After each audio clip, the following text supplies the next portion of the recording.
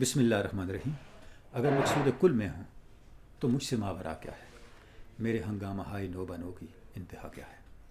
کلیات اقبال اردو کی آخری نظم حضرت انسان کا آخری شعر جو میں نے آپ کے سامنے پڑھا ہے، اس شعر کی فکر اور اس شعر کے اندر موجود آئیڈیا کو ہی لیتے ہوئے اگر مقصود کل میں ہوں کے عنوان کے تحت ایک تھیٹر ہو رہا ہے جو انٹرنیشنل اقبال سوسائٹی کر رہی ہے الحمرہ ہال نمبر 1 میں 17، 18، 19 جنوری کو.